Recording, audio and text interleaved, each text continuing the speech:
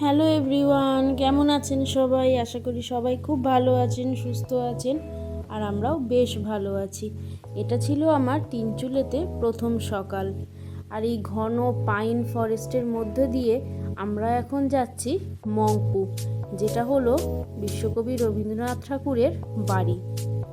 রাস্তা দেখে বুঝতেই পারছেন রাস্তায় খুব একটা লোকজন বা গাড়ি চলাচল করে না। আর এই পাহাড়ি পাথুরে রাস্তা দিয়ে গাড়ি চালানোটাও কিন্তু একটা দক্ষতার ব্যাপার। আর জানেন তো, আমাদের যে গাড়ির ড্রাইভার দাদা ছিল সে খুবই দক্ষ, আর এত সুন্দর গাড়ি চালিয়েছে যে আমাদের একটুও ভয় করেনি। রাস্তাটা দেখুন, যেমন খাড়া তেমন পাথুরে আর তেমনই ভয়ানক, কিন্তু দক্ষ ড্রাইভার দাদার জন্যই আমাদের খুব সুন্দর জার্নি মনে হয়েছে। আমাদের তিনচুলে হোমস্টে থেকে মংপু প্রায় ওই 2-3 ঘন্টার রাস্তা। কীভাবে যে সময়টা পেরিয়ে গেল চলুন বলতে বলতে চলে এসেছি। এখন আমরা এসে পড়েছি মংপু, রবীন্দ্রনাথ ঠাকুরের বাড়ি। চলুন ভেতরে যাওয়া যাক। ভেতরে গিয়ে জানতে পারলাম যে বৃহস্পতিবার দিন থাকায় মিউজিয়াম বন্ধ ছিল। তো ভেতরে তো আর যেতে পারলাম না, তাই মনটা একটু খারাপই লাগলো, কারণ এতটা রাস্তায় এসেছি আর ভেতরটা দেখতে পারলাম না। অবশ্যই খারাপ লাগে, কিন্তু কি আর করা যাবে, এখান থেকে রবীন্দ্রনাথ ঠাকুরকে দেখে। আর চলুন তাহলে যাওয়া যাক। আর এই যে দাদাকে দেখছেন ব্ল্যাক টি শার্ট পরা, এই দাদাই বলছিল যে প্রতি বৃহস্পতিবার এখানে মিউজিয়াম বন্ধ থাকে। আর জানেন তো, এই দাদা এখানে ভেজ মোমো সেল করছিল, এত সুন্দর খেতে ছিল।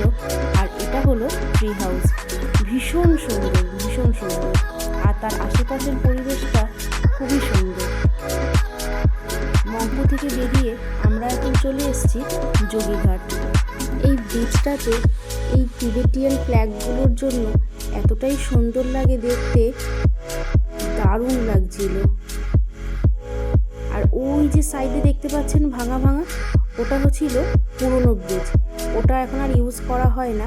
এই নতুন ব্রিজটা হওয়ার পর থেকে এটাই এখন ইউজ করা হয়। আর এই হলো যোগীঘাট, ঝর্ণার জলটা এখানে নদীর মতন করে বয়ে গেছে। তো খুব সুন্দর লাগছিল এখানটায় ঘাটে। আর ওই ছিল পুরনো ব্রিজটা, যেটা এখন আর ইউজ করা হয় না। তো আর এই ছিল সেই ঝর্ণার জল দিয়ে তৈরি হওয়া একটা নদী। যোগীঘাট থেকে বেরোনোর সময় দেখলাম ওখানে একজন দাদা ফুচকা বিক্রি করছিল।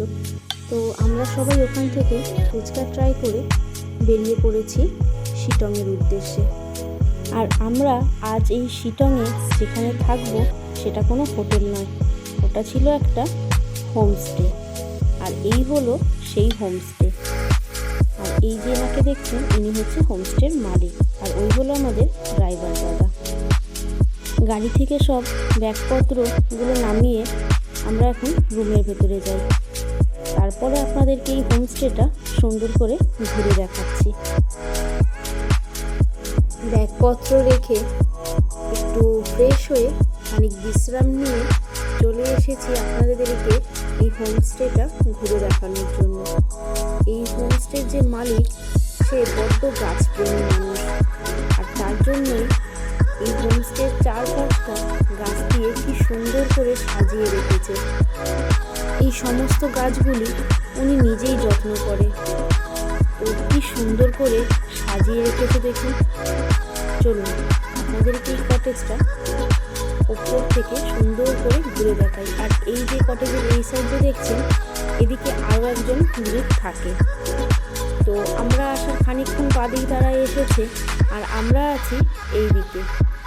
দেখেছেন কটেজগুলোতে আবার খুব সুন্দর করে নামও লেখা আছে। তো ওপরে যাই চলুন। আর এই যে কুকুরটি দেখছেন, এটা হচ্ছে এনাদের পোষ্য কুকুর। তো খুব শান্ত, কাউকে কিচ্ছু বলে না, সারাক্ষণ শুয়ে থাকে। আর ওই হচ্ছে জয়, ও বসে বসেই কটেজের আর এই ওয়েদারের সুন্দর মজা নিচ্ছে। আর এটা হলো আমাদের ওপরের রুমটা।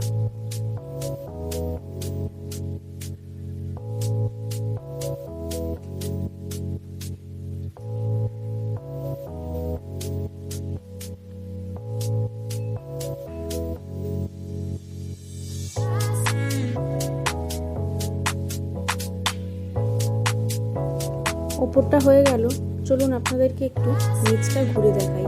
আর জানেন তো, এই যে সিঁড়িটা দিয়ে যে এখন আমরা নামবো, এত ছোট আর এত সরু সিঁড়ি যে আমার না একটু উঠতে কেমনই লাগছিল, কিন্তু এতবার এই সিঁড়িটা দিয়ে ওঠানামা করেছি যে তারপরে খুবই ভালো লাগছিল। আর জানেন তো, এই দেখুন ছোট ছোট কমলা লেবু হয়েছে ওনার বাগানে, কি কুচকি কমলা লেবু। এগুলো না গোলাপ ফুল নয়, তবে কি যেন একটা ফুল, তবে এত সুন্দর লাগছিল। আর এই হচ্ছে সম্পূর্ণ অর্কিড বাগান। উনি অর্কিড খুব ভালোবাসে, এই জন্য একটা বিশাল বড় বাগান করে রেখেছে অর্কিডের। আজ তাহলে এইটুকু, আবার দেখা হবে অন্য একটি নতুন ভিডিওতে। আমার এই ভিডিওটা যদি আপনাদের ভালো লেগে থাকে তাহলে অবশ্যই কমেন্টে জানাবেন। ভালো লাগলে একটা লাইক শেয়ার করে দেবেন, চ্যানেলটি সাবস্ক্রাইব করে পাশে থাকা অনুরোধ রইল এবং অতি অবশ্যই বেল আইকন প্রেস করতে ভুলবেন না কিন্তু।